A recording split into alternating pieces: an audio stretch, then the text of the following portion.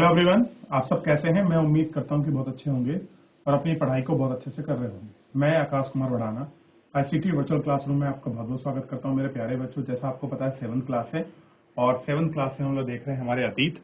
और आपको बेसिकली याद होगा चैप्टर में हम लोग आपका देख रहे थे शासक और इमारतें। कल हमने ताजमहल की पूरा विषय में पढ़ा कि कैसे आपका चारवाक तकनीकी के तहत ताजमहल को बनाया गया था और कैसे इसे यमुना के किनारे रखा गया और क्या इसकी आर्किटेक्चर था, यानी कि इसकी वस्तु स्थापत्य कला थी। इसके विषय में पढ़ा और उसको हमने गौर करने का भी आपका प्रयास किया है। ये सारे चीजों को हमने देखा। फिर उसके साथ कल हम इसको अंतिम यहाँ छोड़ गए थे, आज हमको यहाँ से पढ़ना है। अब देखिए, एक नक्शे से आगरा नदी तट बाग शहर का पुनर्कृति दृश्य है। ध्यान से देखें कैसे यमुना के दोनों तट पर अभिजातों के बाग महल स्थित हैं। अभिजात मतलब वो बड़ा वर्ग जो आपका बादशाह के बहुत करीब माना जाता था।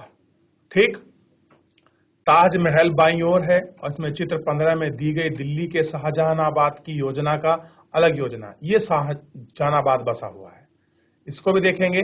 लेकिन सबसे पहले इसको देखिए, आपको यहां दिखाई देगा ताजमहल। ये देखिए, ये ताजमहल है, ये पूरा बसा हुआ है। ये देखिए, ये पूरा ताजमहल है। ये क्या है? ये आपकी यमुना है और यमुना के तट पर जितना भी ये सब आकृति दिखाई दे रहे हैं, ये सब आपके पार्क बने हुए हैं, ये अभिजातों के घर बने हुए हैं। ये देखिए, ये पूरी यमुना का आर्किटेक्चर, इन्होंने पूरी यमुना को आपका सारी यमुना को इन्होंने पूरी अच्छे तरीके से बसाया था। किस लिए? ताकि जितने भी इनके घर परिवार कुल के जो आपके बड़े अभिजात लोग हैं इस क्षेत्र में आपका रह सके। और ये देखिए, यही वाला ताजमहल कहाँ दिखाई दे रहा है आपको? जहां लिखा है ताजमहल, इस वाले कोने में यहां दिखाई दे रहा है। ये इस तरह का यमुना बैंक के जो है, बैंक मतलब किनारा है, यहाँ बैंक से मतलब आपका बैंक का नहीं है। ठीक, तो यमुना किनारे जितनी स्थिति थी आपने इसमें उसको बहुत अच्छे से देखा और आप उस परिदृश्य को देख भी रहे हैं। क्लियर है? देख लिया? यहां से आगे बढ़े।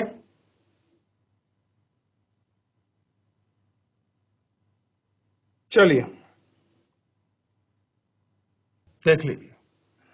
अब नीचे थोड़ा सा ये स्थिति है दिल्ली की, जहानाबाद का आकार है और यह है यमुना नदी।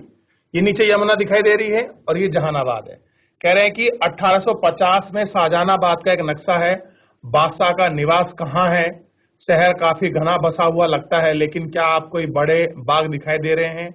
और क्या आपको मुख्य बाग दिखाई दे रहा है? तो देखिए, क्या ये बादशाह का है? नहीं, ये तो कुतुबुल इस्लाम मस्जिद है। ये आपको दिखाई देगा। देख रहे हैं? ये बाग देख रहे हैं?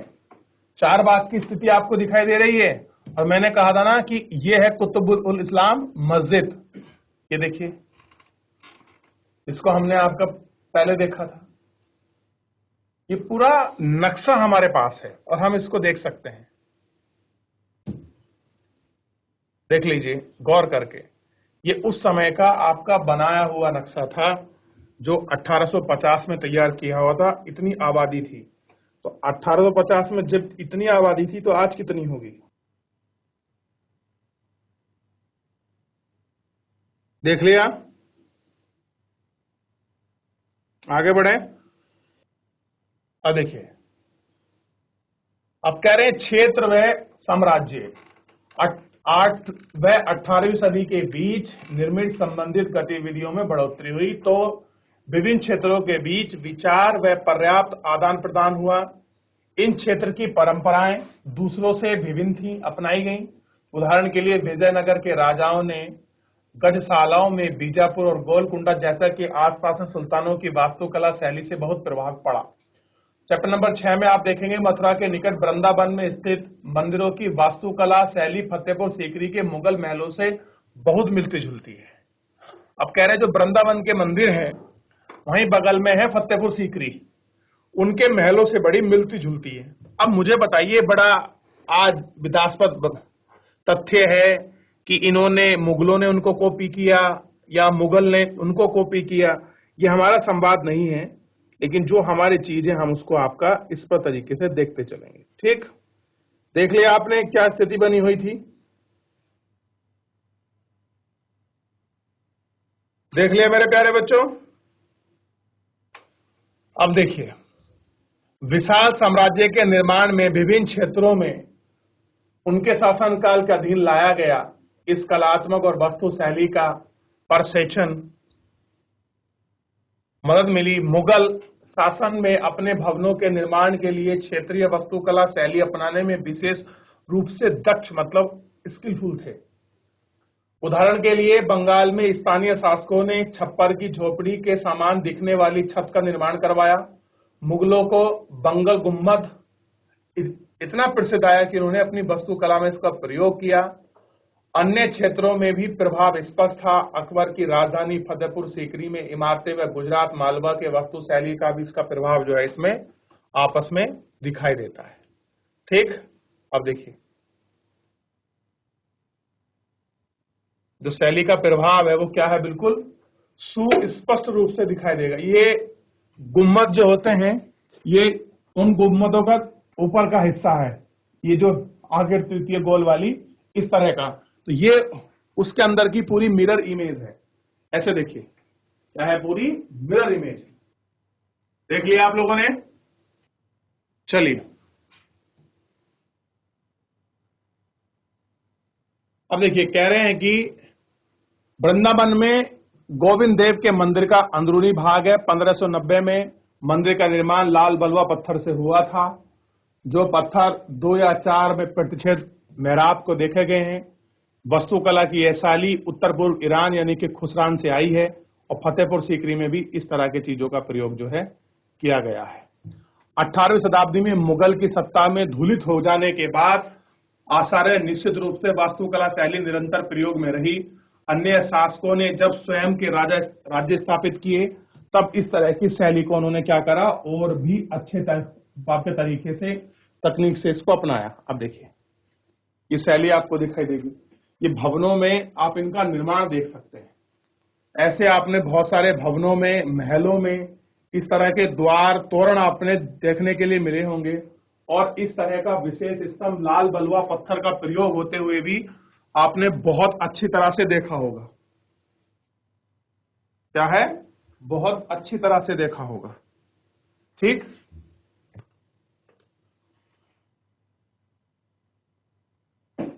याद रहेगा। चलिए देख लीजिए इसे। कह रहे हैं फतेहपुर सीकरी में जोधाबाई महल की छत के विस्तार को संभालते अंकलित स्तंभ तथा टेक है। गुजरात का क्षेत्र की वास्तुकलात्मक परंपराओं से प्रभावित है। अब देखिए, देख लिया। अब ऐसी ही जानकारी एक अलग और थोड़ी सी हमको देखने की मिलेगी। आसमान छूते चर्च। पहले ऐसी ऊंची बिल्डिंगें किसकी बनी थी, चर्च की बनी होती थी। चर्च आप जानते क्या होते हैं, ईसाइयों का धार्मिक स्थल जहां पर वो जाकर अपनी प्रेयर, अपनी पूजा करते हैं, उनको चर्च कहते हैं। ठीक, क्या कह रहे हैं कि 12वीं शताब्दी में फ्रांस के आरंभिक भवनों की तुलना में अधिक ऊंचे व हल्के चर्चों का निर्माण करना प्राय प्रयास हुआ। वास्तुकला की यह शैली गोथिक नाम से जानी जाती है। इस शैली की प्रमुख विशेषता यह थी कि नुकीले ऊंचे मेहराब, रंगीन रंग के कांच, प्राय बाइबिल से होने वाला दृश्य चित्रण था। उड़ते हुए पुस्ते, एक दूसरे को देखने वाली ऊंची मीनार, घंटी बजाने के बाद आपके चर्च में जुड़ी थी।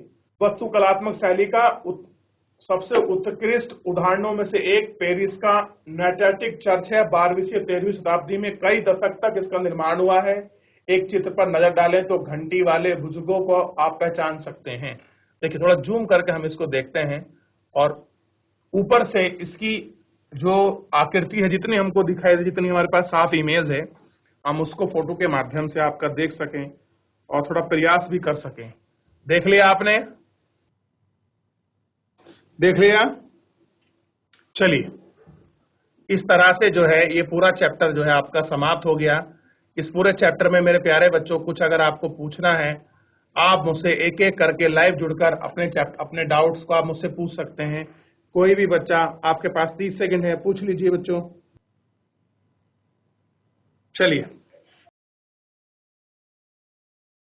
चलिए, तो डाउट है कोई मेरे प्यारे बच्चों? पूरे आपका चैप्टर जितना हमने पढ़ा, कोई डाउट है आप पूछ लीजिए, नहीं तो हम बढ़ते हैं फिर आपका नेक्स्ट आपका चैप्टर की तरफ। अगर कोई इसमें आपका डाउट नहीं है, कोई क्वेरी नहीं है, तो हम चल रहे हैं सीधा अगले चैप्टर की तरफ, और अगले चैप्टर को हम लोग आपका गौर करके देखते हैं एक एक करके। ठीक, चलिए अगला चैप्टर है नगर, व्यापारी और शिल्प जन, यानी बेसिकली लोगों के विषय में है। पिछला चैप्टर किसके विषय में था? इमारतों के विषय में, महलों के विषय में, उनकी योजनाओं के विषय में, ठीक, उनकी स्थापत्य कला के विषय में, उनकी आकृति, उनकी अलंकृति के विषय में। ठीक, चलिए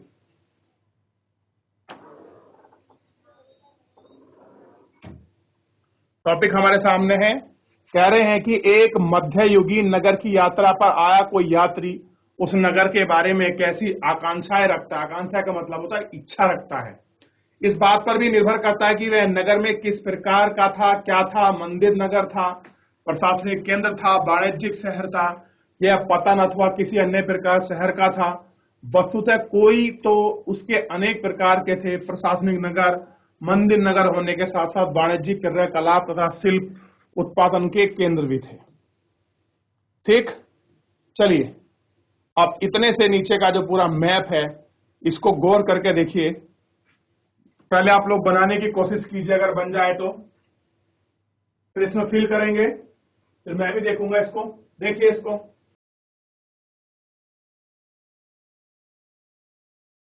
देख लिया आप लोगों ने। इसमें सबसे पहले आप देखिए हम्पी। हम्पी एक जगह पड़ती है कर्नाटक में। देखिए बीजापुर, बीदर, गोलकुंडा, बरार, सूरत, अहमदाबाद, पुष्कर, अजमेर, वृंदावन, मुर्शिदाबाद, कलकत्ता, ये हो गया वेस्ट बंगाल का पार्ट। मुसलीपट्टनम, मलाइकापुरम, कांचीपुरम, आपका तिरुवंतमलाई, मदुरई, आपका तंजावुर, महाबलीपुरम, तिरुपति, मदुरई, बॉम्बे, सोमनाथ, इन सब जगह को देखिए मैंने गॉल करे हैं। देख लिया? बनाया बच्चों आपने? नहीं बनाया अभी तक? ये बताइए। मैंने बनाने के लिए बोल रखा है इसको, बनाई चलिए। चलिए अब देखिए, कह रहे प्रशासनिक केंद्र। अध्याय 2 में आपने चोल वंश के बारे में पढ़ा, ठीक, और अपनी कल्पना के घोड़े पे सवार होकर चोलों के राजा राजधानी तंजौर, जैसा कि आप 1000 साल पहले देखा था कि यात्रा कर रहे थे। देख लिए बच्चों? अब देखिए, वर्ष के 12 महीनों बहने वाली कावेरी नदी इतनी सुंदर नगरों के पास से बहती है कि राजराज चोल द्वारा निर्मित राजराजेश्वरी मंदिर की घंटियां बजती हुई सुनाई देती हैं। लोग नगर के वास्तुकार कुंजरमल राजराजेश्वर के पेरुछन की वास्तुकला की प्रशंसा आप करते नहीं रुकते। हमें वास्तुकार का नाम इसलिए पता है क्योंकि उन्होंने गर्व से अपने मंदिर की दीवार पर उत्कीर्ण कराया है। यह है मंदिर के वास्तुकार का नाम।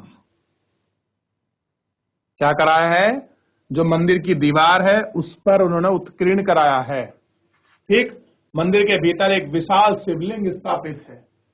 कैसा है? एक बहुत बड़ा आपका शिवलिंग क्या है? स्थापित है।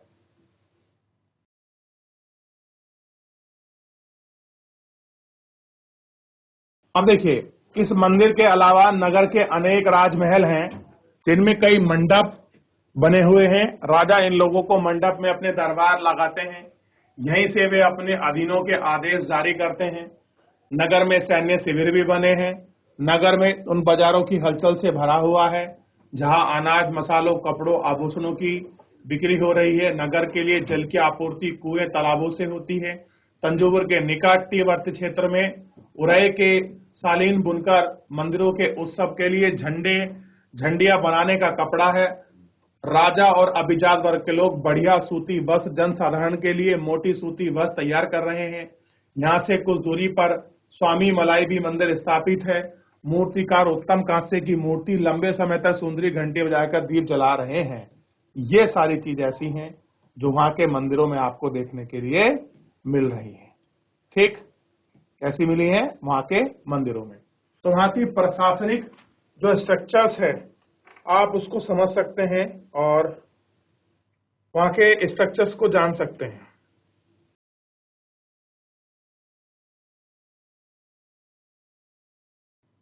देख लिया बच्चों, तीर्थ नगर और तीर्थ यात्री केंद्र के विषय में थोड़ा सा हम पढ़ते हैं और इनको आपका गौर करके विचार करते हैं। तंजावुर के एक मंदिर का भी एग्जाम्पल हमारे पास है।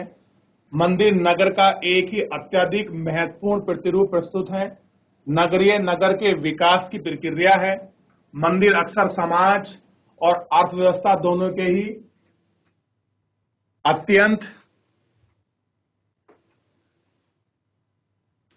कैसे थे,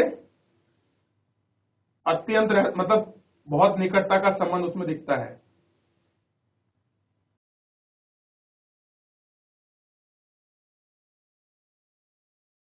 आप कह रहे हैं कि जो मंदिर थे वो क्या थे, समाज की दृष्टि से भी थे, सामाजिक तौर पर भी थे, अर्थव्यवस्था को दोनों को दिखाते थे। शासक विभिन्न देवी देवताओं के प्रति अपनी भक्ति भाव के बाप का दर्शन करने के लिए थे। वे मंदिरों को भूमि व धन संपदा का अनुदान देते थे। मंदिरों को क्या मिलता था, भूमि मिलती थी दान में, और धन जो था ये सारी चीजें मिलती थी, जिनकी आय से धार्मिक अनुष्ठान विधि विधान से संपन्न किए जाते थे। तीर्थ यात्री तथा पुरोहित पंडितों को भोजन कराया जाता था और पूर्वज को मनाए जाते थे। मंदिर के दर्शन के भी दक्षिणी जो था दान दक्षिणा दी जाती थी। मंदिरों में भी दान दक्षिणा आई थी। जिस तरह से मंदिर आपका चल रहे थे इसके विषय में पूरी जानकारी आपको मिलेगी। अब चोलों की राजधानी को देखिए, कहां पर है चोलों की राजधानी, मैं नहीं बताऊंगा, ये आप ही बताओगे कि कहां पर है चोलों की राजधानी।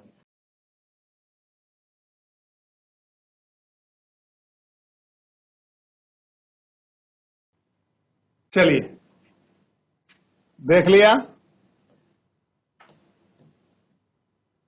आगे बढ़े। अब एक कांस्य तथा घंटा धातु लौह मोम की एक बाकी तकनीक थी जिससे एक ये मूर्ति बनी हुई है। आप इसको देखिए, इस मूर्ति देख लिया। चलिए अब देखिए, कह रहे हैं कि कांस्य एक मिश्र धातु होती है जो तांबे और टिन के मेल से बनती है। घंटा धातु में रंगे का अनुपात किसी अन्य किस्म की कांसे से अधिक होता है, जैसे घंटे की ध्वनि उत्पन्न होती है। चोल कालीन कांस्य मूर्ति लुप्त मोम तकनीकी से बनाई जाती थी। इस प्रकार की विधि के अंतर्गत सर्वप्रथम मोम की एक प्रतिमा बनाई जाती थी। इसे चिकनी मिट्टी की पूरी तरह लेप कर सुखाकर छोड़ दिया जाता था। जब तक वह पूरी तरह से सूख जाती थी उसे गर्म किया जाता था और उसे मिट्टी के आवरण के छोटे से छेद में बनाकर छेद के रास्ते सारा पिघाल दिया जाता था। मोम बाहर निकाल दिया जाता था। फिर चिकनी मिट्टी की खाली सांचे में उस छेद के रास्ते पिघलाकर धातु भर दी जाती थी। जब वह धातु ठंडी होकर ठोस हो जाती थी तो चिकनी मिट्टी के आवरण सावधानी पूर्वक हटा दिया जाता था और उसे निकली प्रतिमा को साफ करके चमकाए रूप में दिखाई देती।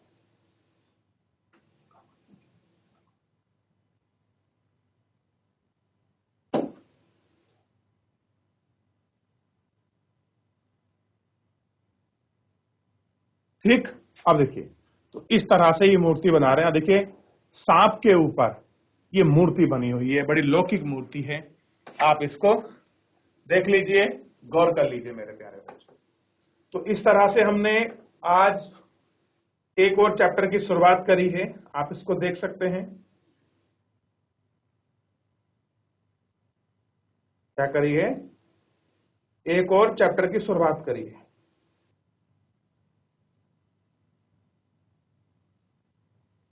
चलिए, तो मेरे प्यारे बच्चों, आप इसे अच्छे से देख चुके हैं, पढ़ चुके हैं, समझ चुके हैं कि क्या स्थिति थी आपका इस समय में।